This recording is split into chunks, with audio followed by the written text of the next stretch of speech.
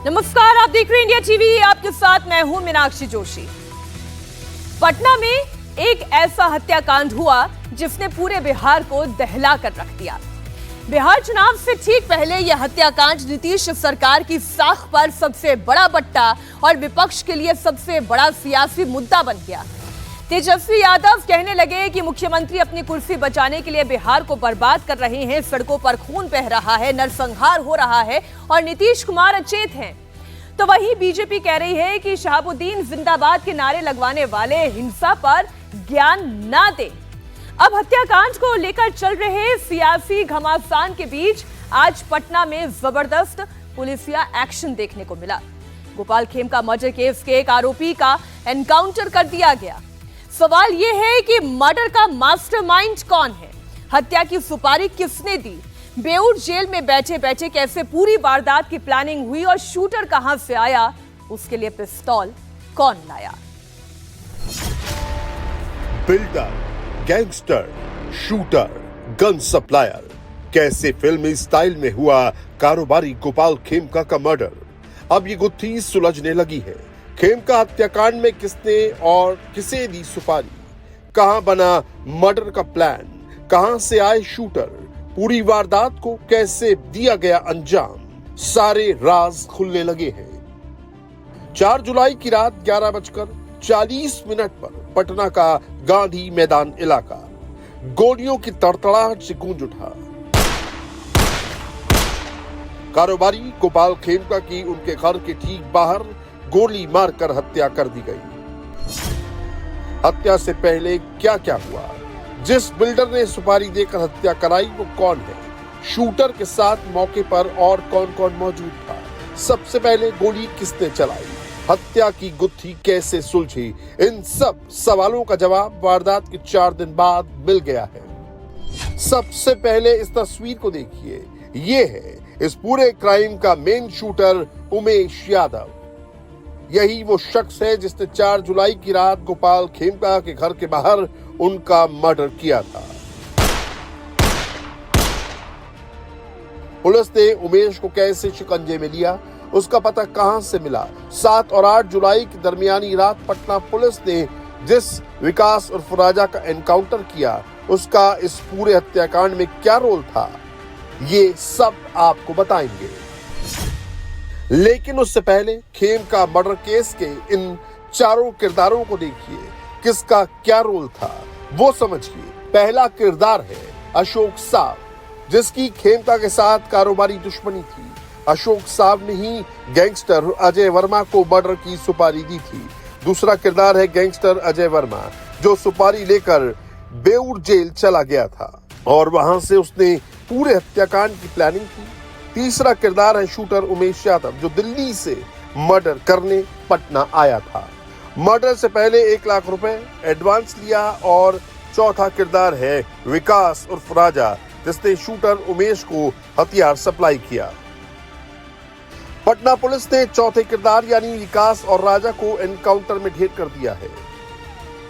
ये एनकाउंटर पटना के माल सलामी इलाके में रात 2:35 पर हुआ है।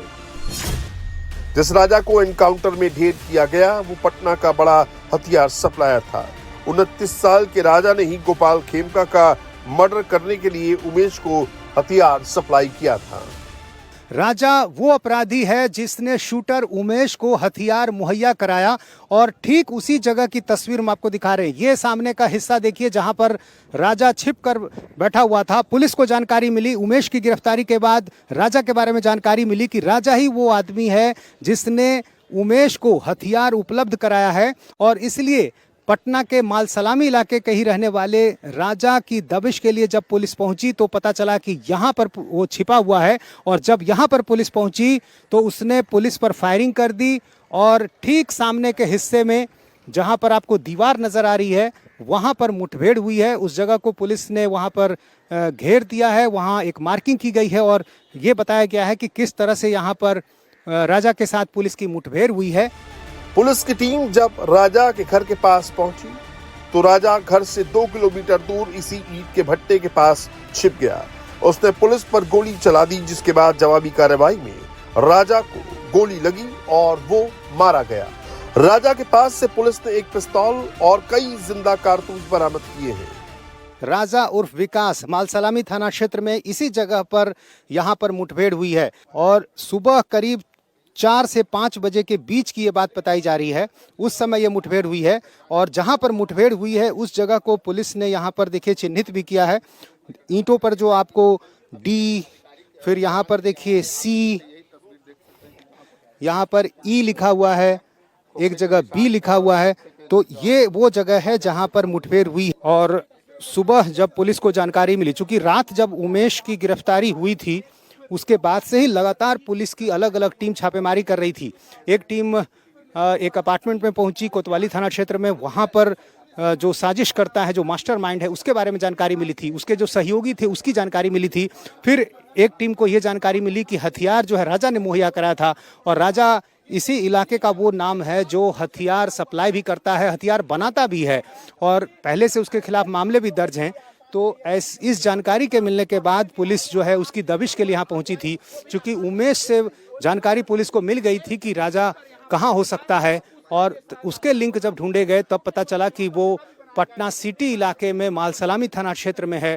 पुलिस ने जब जानकारी के आधार पर डमरिया घाट जो कि यहाँ से बिल्कुल करीब है वहाँ पहुंची तो ठीक इसी जगह पर पुलिस के साथ उसकी मुठभेड़ हुई है।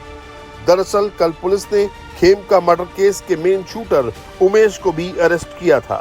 शूटर उमेश की निशानदेही के बाद इस पूरे ऑपरेशन को अंजाम दिया गया।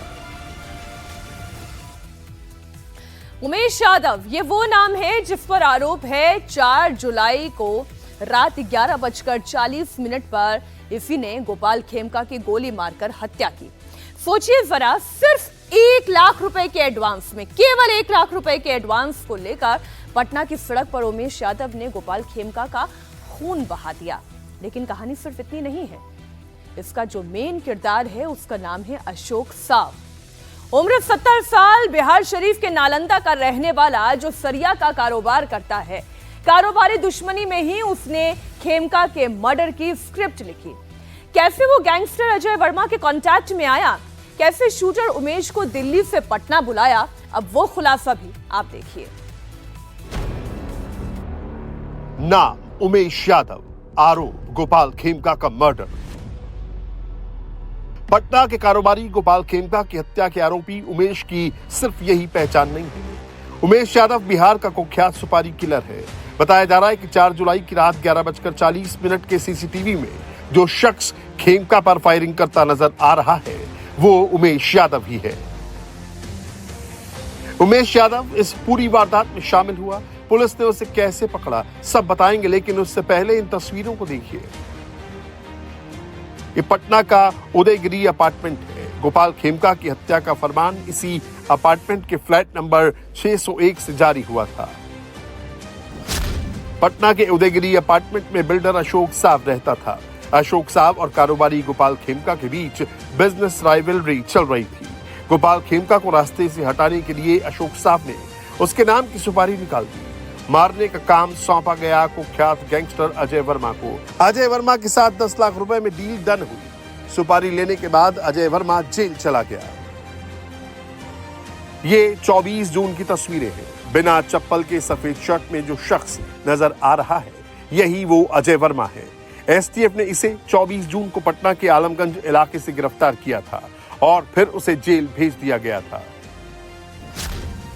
जेल के अंदर से ही मर्डर की पूरी प्लानिंग की गई। शूटर उमेश यादव को हत्याकांड की जिम्मेदारी दी गई। उमेश यादव उस समय दिल्ली में विजय नाम से रह रहा था। मर्डर के लिए उमेश यादव को दिल्ली से पटना बुलाया गया था। काम से पहले उमेश को 1 लाख रुपए बतौर एडवांस दिए गए।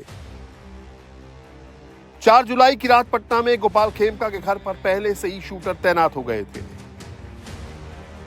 रात करीब 11:15 बजे गोपाल खेमका जैसे ही बांकीपुर क्लब से घर के लिए निकले, खबरी ने शूटर को खबर दे दी। उस रात खेमका खुद कार चला रहे थे।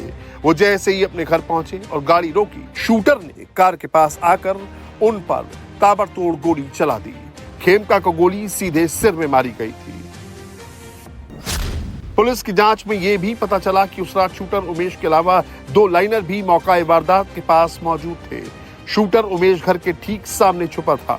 जबकि 500 मीटर की दूरी पर अलग अलग डायरेक्शन में दोनों लाइनर तैनात थे, जो शूटर को पल पल का अपडेट दे रहे थे। इस पूरे मामले में शूटर के अलावा 2 लाइनर भी था और शूटर ठीक इस जगह पर छिपा हुआ था। घर के ठीक सामने जो गाड़ियां लगी हुई हैं, इनके बीच में छिपा हुआ था और सीसीटीवी में इस तरह की तस्वीरें भी नजर आई हैं। वो हेलमेट लगाकर था, छिप कर बैठा था और जैसे ही यहाँ पर इसी जगह पर गाड़ी आई, जो शूटर था वो बाहर निकला और उसने सिर में गोली मार दी। पुलिस को ये जानकारी मिली है कि शूटर यहाँ अकेला नहीं था, उसके साथ 2 और लोग थे। यहाँ से 500 मीटर की दूरी पर बाईं तरफ आपको बिस्कोमान भवन नज़र आ रहा है, वहाँ पर एक लाइनर खड़ा था और ठीक सामने की तरफ यहाँ से करीब 500 मीटर की दूरी पर गांधी मैदान के दूसरी तरफ बांकीपुर क्लब है, वहाँ एक लाइनर था और दाहिनी तरफ यहाँ दलदली इलाके में ये तीनों व्यक्ति एक चाय की दुकान पर मिले थे। एक शूटर, 2 लाइनर। चाय की दुकान पर उन लोगों ने चाय पी और उसके बाद एक लाइनर बांकीपुर क्लब चला गया, दूसरा लाइनर बिस्कोमान के पास चला गया और जो शूटर था वो यहाँ पर आकर छिप गया। बांकीपुर क्लब से जैसे ही गोपाल खेमका अपनी गाड़ी से निकले, लाइनर ने जानकारी दे दी शूटर को और शूटर जो यहाँ पर छिप कर बैठा था गाड़ियों के बीच में, वो सीधे यहाँ पर पहुँचा और ठीक इसी जगह पर जब वो हॉर्न बजा रहे थे, गार्ड गेट खोलने के लिए आ ही रहा था, ठीक उसी समय इसने यहाँ गोली मार दी। हैरानी की बात यह है कि वारदात को अंजाम देने के बाद उमेश दिल्ली नहीं भागा, बल्कि वो पटना में ही रह रहा था। मर्डर के बाद उमेश उदयगिरी अपार्टमेंट में बिल्डर अशोक साफ से मिलने भी पहुंचा था। पटना के उदयगिरी अपार्टमेंट से पुलिस ने अशोक साव नाम के एक कारोबारी को गिरफ्तार किया है। अशोक इसी उदयगिरी अपार्टमेंट के फ्लैट नंबर 601 में रहता था। यहाँ पिछले करीब 3 साल से वो रेंट पर रह रहा था और इससे पहले इसी इलाके में एक दूसरे मकान में रह रहा था। पुलिस को ये जानकारी मिली कि अशोक ही गोपाल खेमका हत्याकांड का मास्टरमाइंड है। शूटर उमेश को जब पुलिस ने गिरफ्तार किया, उससे पुलिस को ये जानकारी मिली कि उमेश उदयगिरी अपार्टमेंट में हत्या के बाद भी पहुंचा था। अशोक साव इसी अपार्टमेंट के साउथ ब्लॉक में रहता है, फ्लैट नंबर 601 में, और वो अकेले रहता है, इसलिए फ्लैट के लोगों से बहुत करीबी उसके कोई रिश्ते नहीं है। लेकिन जो जानकारी मिली है कि वो पहले सरिया का कारोबार करता था, बाद में ज़मीन के कारोबार से भी जुड़ा। जब उमेश की गिरफ्तारी हुई उसके बाद पुलिस को ये जानकारी मिली कि उमेश यहाँ पर पहुँचा था, इसलिए पुलिस यहाँ पहुँची। 601 नंबर फ्लैट में जब पुलिस पहुँची, अशोक साव को गिरफ्तार किया। उस फ्लैट का एक कमरा बंद था, उसमें ताला लगा हुआ था।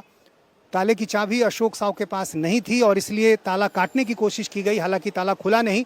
फिलहाल अशोक साव की गिरफ्तारी के बाद पुलिस अब उसकी निशानदेही पर दूसरी जगहों पर छापेमारी कर रही है।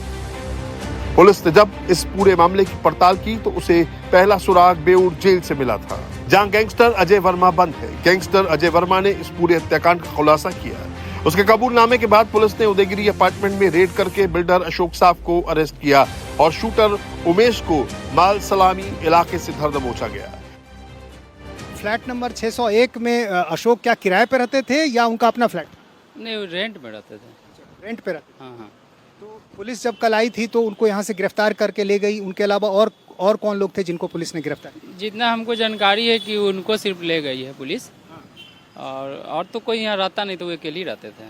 आप इलेक्ट्रिशियन है तो जाहिर है उनके फ्लैट में आना जाना आपका होता होगा। अशोक साव को देखा होगा आपने, किस तरह के व्यक्ति थे, क्या करते हैं? गाड़ी से आते जाते देखे हैं, सिर्फ फ्लैट में कभी गए नहीं जब से। शूटर उमेश के पास से पुलिस ने गोपाल खेमका की हत्या में इस्तेमाल हुई पिस्तौल को बरामद कर लिया है।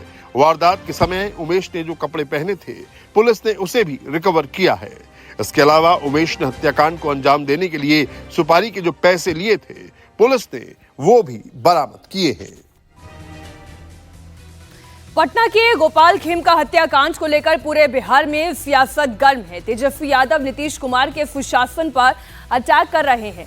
बिहार सरकार के लॉ एंड ऑर्डर पर सवाल उठा रहे हैं।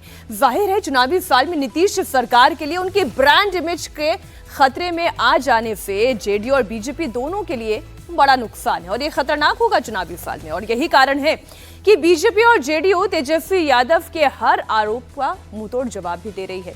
केंद्रीय मंत्री ललन सिंह जहां तेजस्वी को लालू का जंगल राज याद दिला रहे हैं, तो गिरिराज सिंह दावा कर रहे हैं कि बिहार में चुनाव से ठीक पहले सोची समझी साजिश के तहत ये अपराध कराए जा रहे हैं। साल 2018 गोपाल खेमका के बेटे का मर्डर, गुंजन खेमका की वैशाली में हत्या। साल 2025 गोपाल खेमका की गोली मारकर हत्या, पटना के गांधी मैदान इलाके में मर्डर। 8 साल के अंदर खेमका परिवार के 2 लोगों को मार दिया गया। सवाल यह है कि क्या पटना में अपराधियों के हौसले इतने बुलंद हैं? जिस लालू के जंगल राज के तंग आकर पब्लिक ने नीतीश को चुना, क्या आज वही जंगल राज नीतीश राज में भी लौट रहा है? देखिए, अपराधी बेलगाम हो चुके हैं। नीतीश कुमार जी ने अपनी नैतिकता को बेच दिया है और अपराधियों ने जो है इनकी नैतिकता को खरीद लिया है। इसलिए सत्ता में बैठे लोग जो है, अब तक मुख्यमंत्री जी सामने आकर के एक शब्द भी बिहार में बढ़ते अपराध के बारे में आज तक एक शब्द नहीं कहा कि मौजूदा 20 साल में इतना अपराध बढ़ा है, क्या हो रहा है। ये पूरी तरीके से बिहार में राक्षस राज आ गया है। बिहार चुनाव से पहले जिस तरह राजधानी पटना में अशोक खेमका का पुलिस चौकी से 500 मीटर की दूरी पर मर्डर किया गया, वो नीतीश सरकार और पुलिस का फेलियर बताता है। और यही फेलियर नीतीश के विरोधियों के लिए चुनाव में संजीवनी बूटी बन सकता है। बिहार में दशक बदलते हैं, सरकारें बदलती हैं, लेकिन अपराध का इतिहास है कि वो बदलने का नाम ही नहीं लेता। इस वक्त नीतीश और उनकी पुलिस के लिए क्राइम पर ब्रेक लगाना एक चुनौती हो गई है, ये मुश्किल हो गया है। पिछले 24 घंटे के अंदर 10 मर्डर हो चुके हैं। 5 जिलों में क्राइम से पूरा बिहार सहम गया है और सुशासन की पहचान रखने वाले मुख्यमंत्री नीतीश कुमार के लिए क्राइम और क्रिमिनल्स बड़ा क्राइसिस खड़ा कर रहे हैं। चुनाव से ठीक पहले विपक्ष को सुशासन बाबू को घेरने का सबसे बड़ा हथियार मिला है। तेजस्वी यादव तो यहां तक दावा कर रहे हैं कि नीतीश कुमार के शासन में अब तक 65,000 से ज्यादा लोगों की हत्याएं हो चुकी है। कैसे अपराध की धुरी पर घूम रही है बिहार की पॉलिटिक्स, इस रिपोर्ट में देखिए। बिहार में 24 घंटे 10 मर्डर।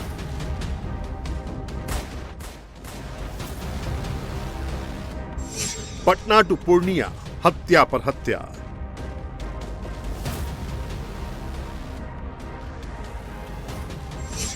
सुशासन पस्त, अपराधी मस्त, बिहार गोलीबाजों से त्रस्त।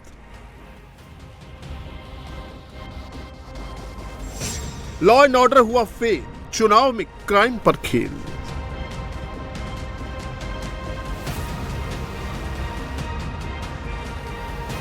बिहार में इसी साल के आखिर में विधानसभा चुनाव होना है, लेकिन उससे पहले सूबे में सियासत का गर्म मुद्दा क्राइम कैपिटल है। नीतीश सुशासन बाबू कहे जाते हैं, लेकिन इस वक्त विपक्ष उन्हें कुशासन बाबू बता रहा है। नीतीश की सियासी किताब पर क्रिमिनल्स दाग लगाने की कोशिश कर रहे हैं। नीतीश विपक्ष को जवाब तक नहीं दे पा रहे हैं और इसकी वजह ये 5 तस्वीरें हैं। गोपाल खेमका की हत्या से ही नीतीश सरकार पर सवाल उठ रहे थे, लेकिन 24 घंटे में 10 हत्याएं कर दी गई। पटना, पूर्णिया, मुजफ्फरपुर, नालंदा, गोपालगंज, इन 5 जिलों में 10 हत्याएं हो गई हैं। पूर्णिया से दिल दहला देने वाला मामला सामने आया है, जहां एक ही परिवार के 5 लोगों को जिंदा जला दिया गया। वारदात मुफस्सिल थाना इलाके के टेट गामा गांव की है। बताया जा रहा है कि गांव में 3 दिन पहले रामदेव उराव नाम के शख्स के बेटे की झाड़ फूक के दौरान मौत हो गई थी। इसके बाद रामदेव उराव के दूसरे बेटे की भी तबीयत खराब होने लगी। इनका इलाज मृतक परिवार कर रहा था, जो झाड़ फूक का काम करता था। इस दौरान अफवाह फैला दी गई कि गांव के एक परिवार के घर डायन का साया है। इसी वजह से गांव में नौजवानों की मौत हो रही है। इसके बाद उस परिवार के 5 लोगों को पकड़कर पहले जमकर पिटाई की गई और उसके बाद उन्हें जिंदा जला दिया गया। जिस परिवार के 5 लोगों की हत्या की गई, उस परिवार के एक शख्स ने किसी तरह भागकर अपनी जान बचाई। ये डैन उनके चक्कर में हम लोग को सब बस्ती वाला मिल के फंसाया था। फिर सब बस्ती वाला मिल के हम लोग को ऐसे किया, मारपीट मारा मम्मी सबको, तब उसको घर से निकाल के ले गया जलाने के लिए। बगल में पोखर है ना, उसी वहाँ पे ले गया जलाने के लिए। जलाया, जल नहीं पाया तो उसको सुबह में 3 बजे ट्रैक्टर में ले गया गाड़ी से। कई आदमी को 5 आदमी हैं।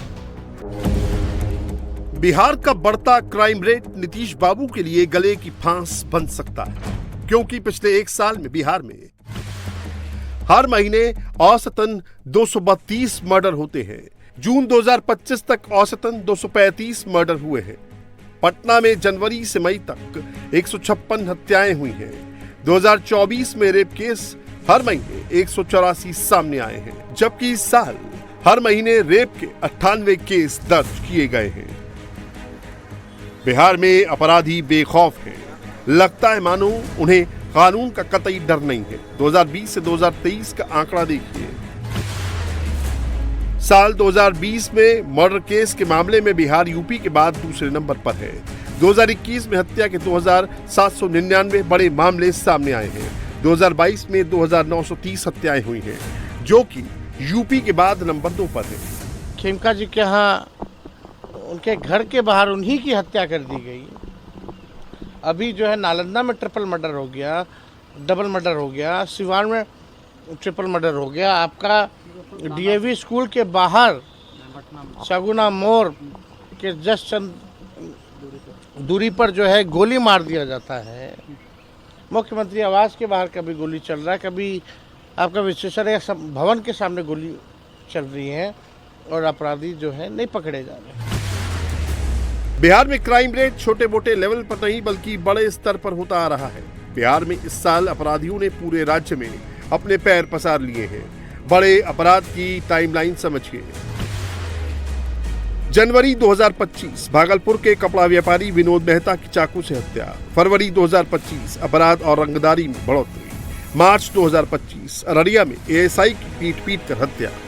पटना में एशिया हॉस्पिटल की मालकिन सुरभि की उनके चैम्बर में घुसकर हत्या।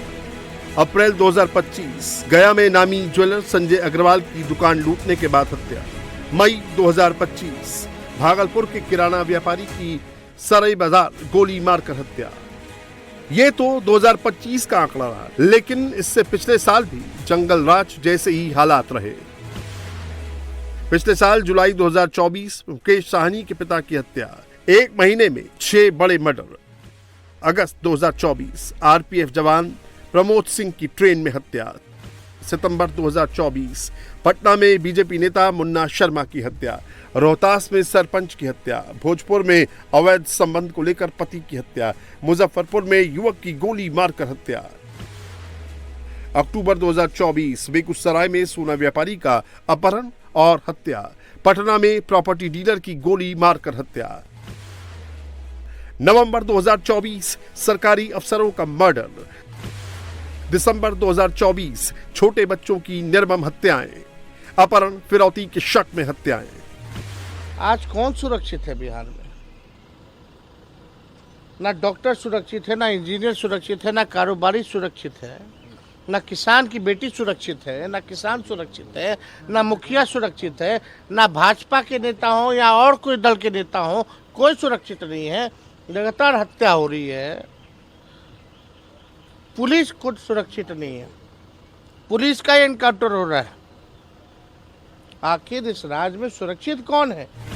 विपक्ष नीतीश कुमार को अपराध रोकने के मामले में फेल बता रहा है, लेकिन ऐसा नहीं है कि बिहार में क्राइम की प्रॉब्लम नहीं है। जो तेजस्वी नीतीश पर सवाल उठा रहे हैं, उनके पिता लालू यादव के कार्यकाल को भी जंगल राज कहा जाता था। लालू राज में अपराध की बात करें, 2004 में 3948 मर्डर हुए। 2003 में 3652 हत्याएं हुई। 2005 में 3471 लोगों की जान ले ली गई। साल 2004 में अपराध के कुल 1,15,216 मामले दर्ज किए गए। इस हिस्ट्री के बावजूद आरजेडी क्राइम के मुद्दे पर चुनाव में इतिहास रचने की सोच रही है। नीतीश कुमार के साथ जंगलराज और कुशासन का टैग लगाया जा रहा है, लेकिन ये बिहार की जनता को तय करना है कि उन्हें सुशासन के लिए किसे चुनना है और किसे नाकारना है।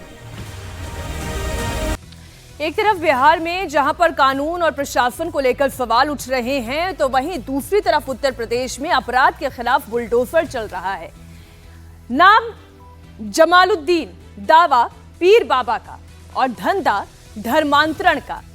कभी धमकाकर, कभी लालच देकर, तो कभी गुमराह करके ना जाने कितने मासूमों को इस जलालुद्दीन ने शिकार बनाया। 5 रुपए की अंगूठी बेचते बेचते उत्तर प्रदेश के बलरामपुर का छांगुर बाबा कैसे 100 करोड़ का मालिक बन गया, और वो भी योगी के राज में। आज बलरामपुर में योगी का बुलडोजर गरजा।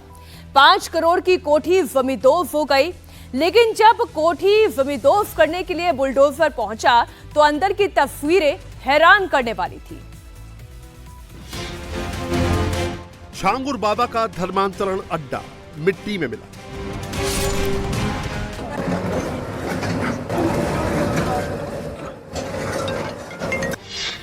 योगी का आया बुलडोजर, जमालुद्दीन की कोठी समतल।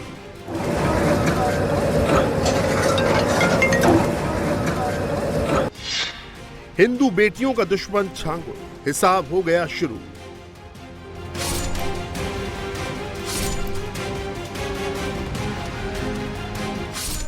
रुद्र शर्मा, उसका नाम मेराज अंसारी है। जबरदस्ती निकाह करवाया और छांगुर पीर बाबा ने मेरा वीडियो कॉल पे मेरा नाम जैनब रखा। धर्मांतरण में भी जाती छांगुर की रेट लिस्ट।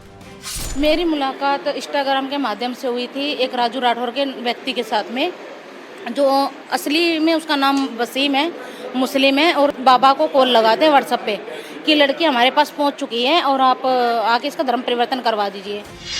छांगुर उर्फ जमालुद्दीन, 100 करोड़ का सीन। एक इस्लामिक देश की स्थापना करना चाहते हैं और उस मकसद से वो काम करते हैं। छांगुर बाबा उर्फ जमालुद्दीन के खिलाफ योगी का बुलडोजर गरज रहा है। जमालुद्दीन उर्फ छांगुर बाबा की आलीशान कोठी को मिट्टी में मिलाया जा रहा है।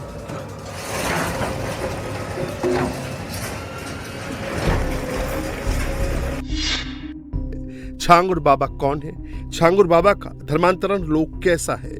जमालुद्दीन की कोठी को मिट्टी में क्यों मिलाया जा रहा है? छांगुर बाबा की 100 करोड़ की फंडिंग का राज क्या है?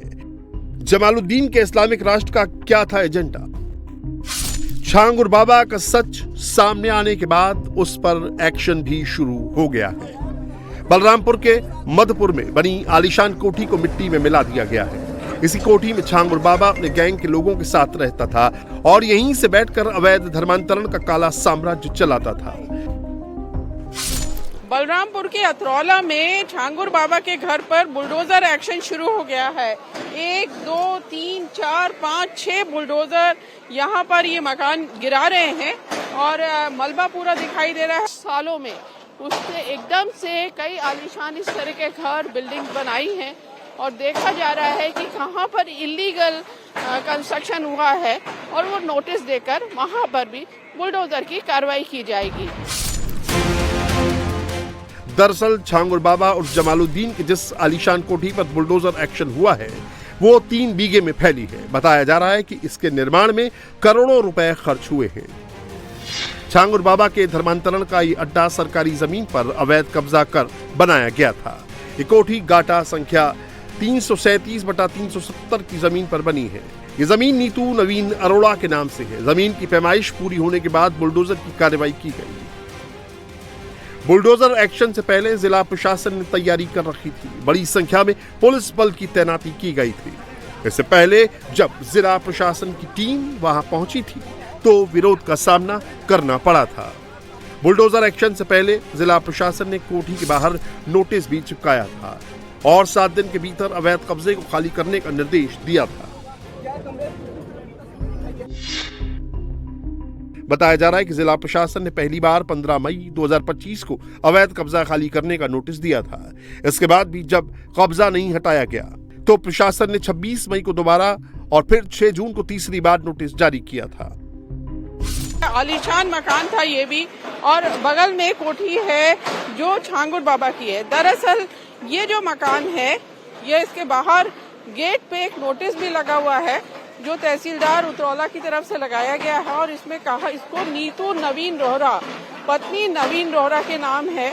इसमें यह बताया गया है कि ये जो गाटा संख्या 337/370 है इसका जो इतना रकबा 0060 हेक्टेयर अवैध है, यानी ये सरकारी जमीन है जहां पर ये निर्माण कराया गया था। दरअसल नीतू जो है ये ऐसा कहा जा रहा है कि जो छांगुर बाबा है उसने नीतू, उसके पति नवीन और उसकी बेटी का धर्म परिवर्तन कराया था और नीतू जो है नसरीन हो गई थी। उसी नसरीन नीतू के नाम से ये घर है और चारों तरफ यहाँ पे भीड़ जमा है। सड़क से लोग देख रहे हैं, जहाँ से ये बुलडोजर का एक्शन दिख रहा है, लोग यहाँ भीड़ काफी बड़ी तादाद में जमा है और ये बुलडोजर की कार्रवाई लगातार चल रही है।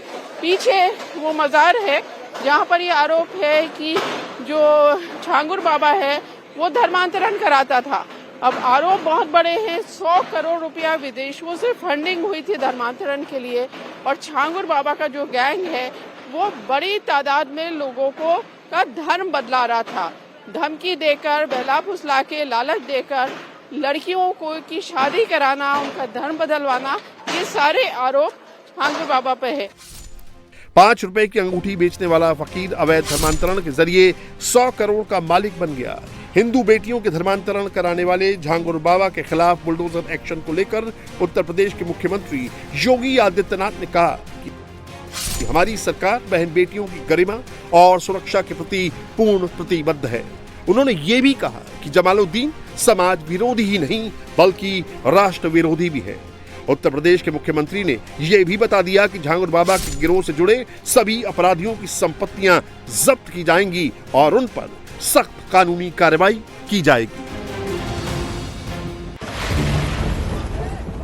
ये बुलडोजर एक्शन छांगुर बाबा की उस आलीशान कोठी पर किया जा रहा है जहां से वो अवैध धर्मांतरण का कारोबार चलाता था।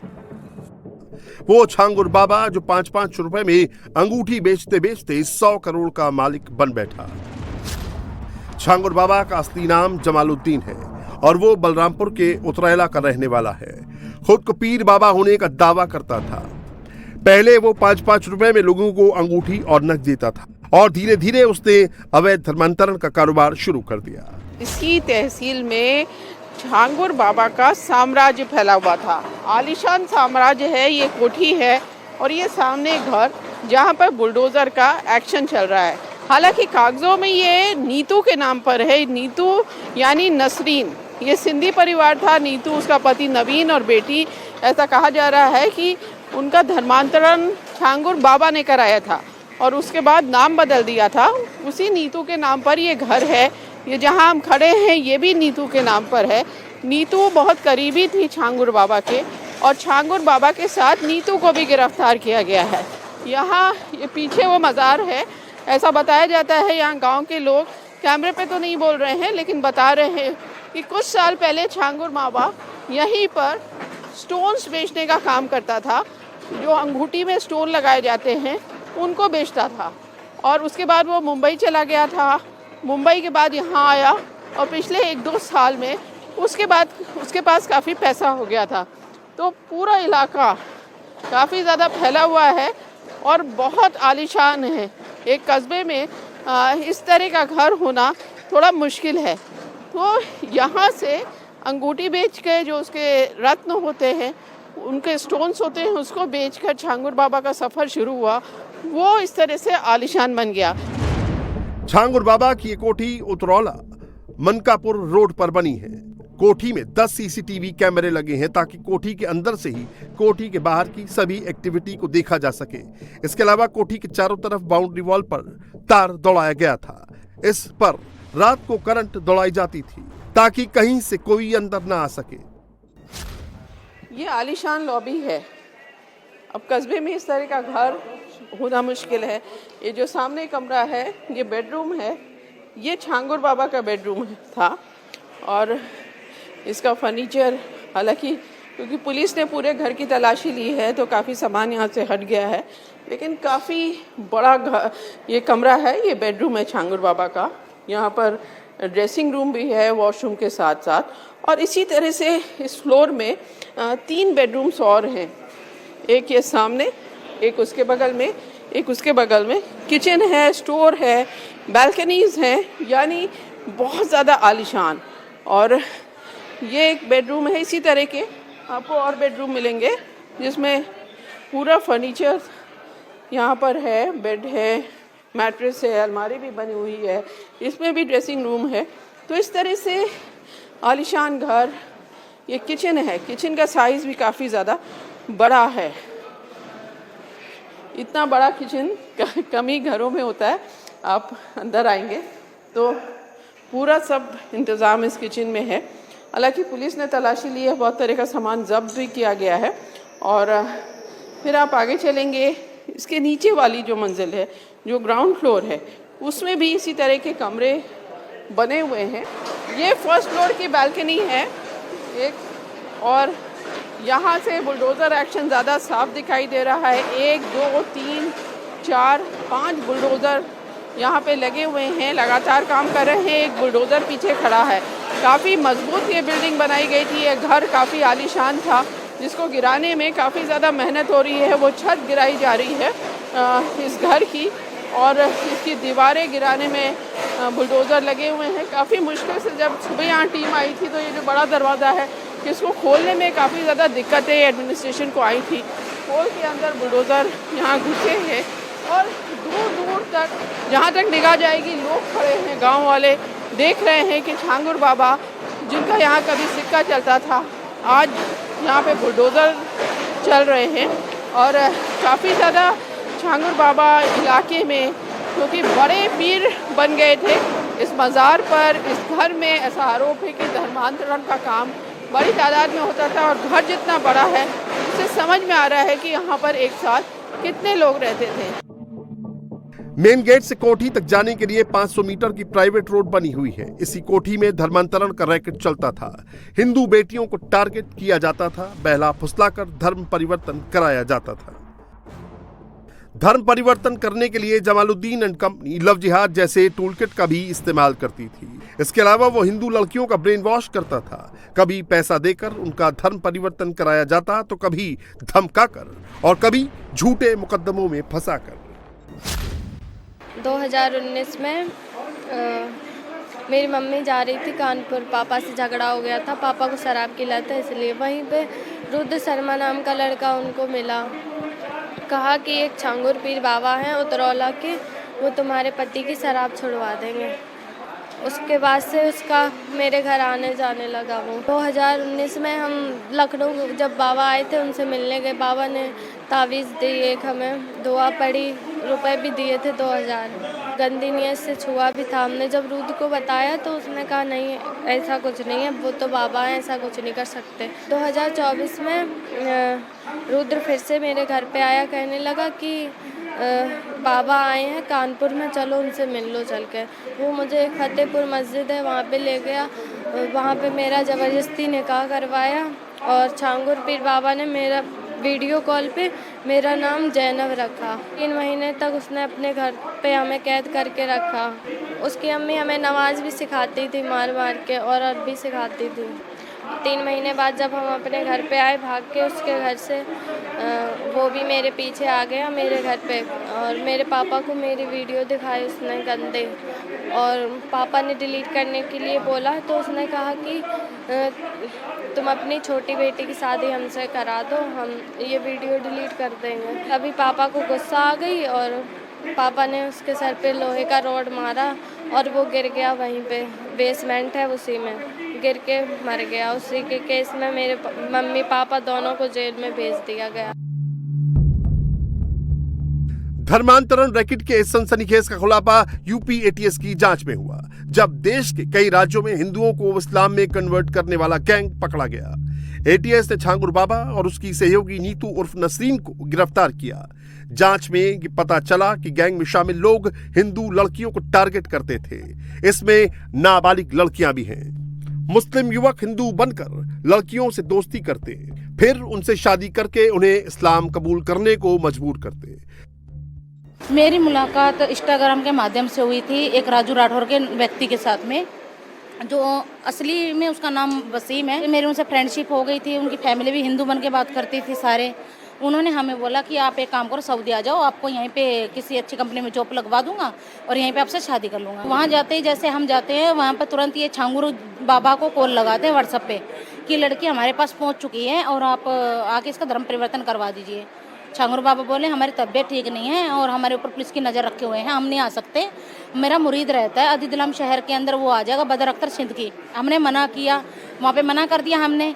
मना कर किया तो राजू राठौर उर्फ वसीम ने हमारे अश्लील वीडियो बना ली। जैसे मैं कर्नाटका आती हूँ, इनकी पैसे की डिमांड शुरू हो जाती है। 10 लाख रुपए ऑनलाइन उन्होंने ट्रांसफर करवा चुके हैं मेरे से 25 से 26 अकाउंटों में, अलग अलग। ये सारे छांगुर बाबा के गुरुगक है।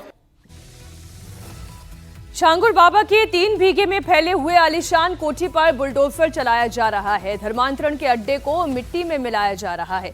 5 रुपए में अंगूठी बेचने वाला छांगुर बाबा कैसे 100 करोड़ का मालिक बन गया, कैसे 4 करोड़ की कोठी बना ली, देखिए इस रिपोर्ट में।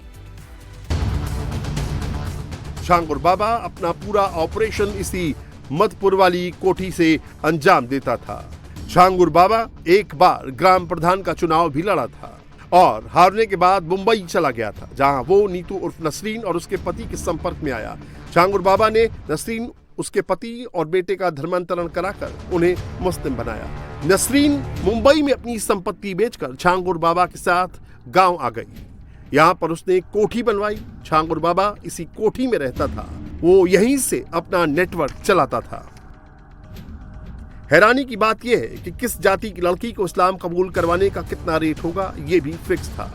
जांच में पता लगा कि स्वर्ण लड़की को इस्लाम कबूल करने पर 16 लाख रुपए तक दिए जाते थे। पिछड़े वर्ग की लड़की को अगर कोई कन्वर्ट करता तो 12 लाख और दलित लड़की के लिए 10 लाख रुपए दिए जाते थे।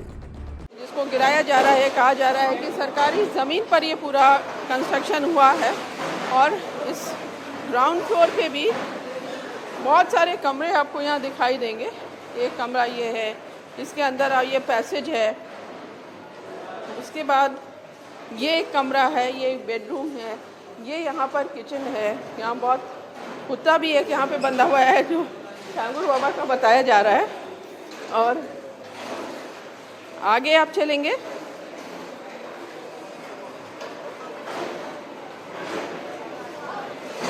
तो ये लाइन से इसी तरह से आपको सब कमरे दिखाई देंगे जो इंडिपेंडेंट यूनिट की तरह है, जिसमें बेडरूम भी है, वॉशरूम भी है, किचन भी है और पीछे थोड़ा खुला भी है। अब यहाँ पर क्योंकि बुलडोज़र एक्शन हो रहा है तो पुलिस काफ़ी बड़ी तादाद में यहाँ तैनात है पूरे हालात को नियंत्रण में रखने के लिए। और घर के अंदर भी पुलिस है और बाहर भी काफ़ी ज़्यादा पुलिस है। अब प्रशासन का ये कहना है कि इस पूरे इलाके में जितनी ज़मीनें, जितने शोरूम, जितने मकान छांगुर बाबा के हैं उनकी जांच की जा रही है और जो भी इलीगल होगा, जो भी सरकारी ज़मीन पर बना होगा उसके खिलाफ कार्रवाई की जाएगी। दूसरा जो आरोप है धर्मांतरण का, अब पुलिस प्रशासन STF ATS जांच में जुटी है कि आखिर कितने लोगों का धर्मांतरण छांगुर बाबा ने कराया। पुलिस ने शनिवार को छांगुर बाबा और नीतू उर्फ नसरीन को लखनऊ से गिरफ्तार किया था। ATS ने अपनी जांच के दौरान जब छांगुर बाबा उर्फ जमालुद्दीन का फाइनेंशियल रिकॉर्ड खंगाला तो ये पता चला कि इसने अलग अलग लोगों और संस्थाओं के नाम पर 40 बैंक खाते खोल रखे हैं। इन अकाउंट्स में करीब 100 करोड़ की रकम इस्लामिक मुल्कों से जमा की गई। जांच में यह भी पता चला कि इस गैंग के सदस्यों ने 40 बार मुस्लिम देशों की यात्रा की। खुद को पीर बाबा बताने वाले जमालुद्दीन ने शिजर-ए-तैयबा नाम से किताब भी छपवाई थी, जिसका उपयोग वो और उसके सदस्य इस्लाम धर्म के प्रचार प्रसार और ब्रेन वॉश में करते थे। जमालुद्दीन गैंग का असली मकसद भारत को इस्लामिक राष्ट्र बनाना था। पूरे इलाके में अगर आप बात करेंगे लोगों से कि पहले छांगुर बाबा यहीं पर स्टोन बेचते थे, गांव के कुछ लोग हैं। क्या नाम है आपका? मेरा नाम नशीरुद्दीन शफी है मैडम। अच्छा, तो अब यहाँ कितने साल से रहते हैं? हमारा जो है बहुत ही पुराना यहाँ से नाता है। हमारा गांव है बगल में है, बिलोंग करते हैं मधुपुर से। मतलब हमारे बाबा जो है हमारे गांव ही के हैं अगर कहा जाए। ये रेहरा के रहने वाले हैं, लेकिन यहाँ भी 5-6 साल हुआ है जब से इस प्लेटफॉर्म पे ये आए हैं, तब से इनका घर यहीं पे बना है। जी, आपके तो गांव के रहने वाले हैं, आप बहुत सारी चीजें जानते होंगे छांगुर बाबा के बारे में। जी मैडम, हमने देखा है और जब से ये उरूज पे हुए हैं यहाँ रहते नहीं थे क्योंकि कम आना जाना होता था और होटल पे कम बैठना उठना होता था, तो इसलिए कम देखते थे उनको। यहाँ पे जैसे आपने बताया कि पहले कुछ स्टोन्स वगैरह बेचने का काम करते थे। जी, अंगूठी बेचा करते थे। हम भी जानते हैं, थोड़ा छोटे थे, हम स्टूडेंट लाइफ थी तो ये अंगूठी बेचा करते थे। ये मजार के बाहर जो लोग स्टोन की वो नहीं, यहाँ नहीं लगाते थे मैडम, वो मोटरसाइकिल से बेचा करते थे। जी, तो ये जो छांगुर बाबा को लेके तरह तरह की बातें हैं कि 100 करोड़ रुपए की फंडिंग बाहर से हुई, धर्मांतरण हो रहा था। आप लोग को क्या लग रहा है छांगुर बाबा के पास इतना पैसा कैसे आया? ये मैडम तो सोचने वाली बात है, कहाँ से आया, ये तो सही बात है। इतना पैसा एक बैग किसी के पास आ जाए तो एक बार सोचने वाली बात है। और 5-6 साल में इन्होंने इतना डेवलप किया है, ये सही बात है। पहले अंगूठी बेचा करते थे, ये बात सही। कौन बात? तो पहले किस तरह का उनका रहन सहन था? फिर हमको नहीं मालूम, क्या करते थे छांगुर बाबा? हमको भी नहीं। तो गांव में कम ही लोग बोलने को तैयार है, लेकिन जिस तरह से कहा जा रहा है कि पिछले 3-4 सालों में एकदम से उनका रहन सहन बदल गया। जितना आलीशान घर है वो तो सबकी नजरों के सामने ही है। तो ये पैसा जो बाहर से आ रहा था, जिस तरह से यूपी एटीएस एसटीएफ का आरोप है कि 100 करोड़ रुपए की फंडिंग हुई है, तो पूरे मामले की पड़ताल की जा रही है, क्योंकि पूरा मामला धर्मांतरण से जुड़ा हुआ है।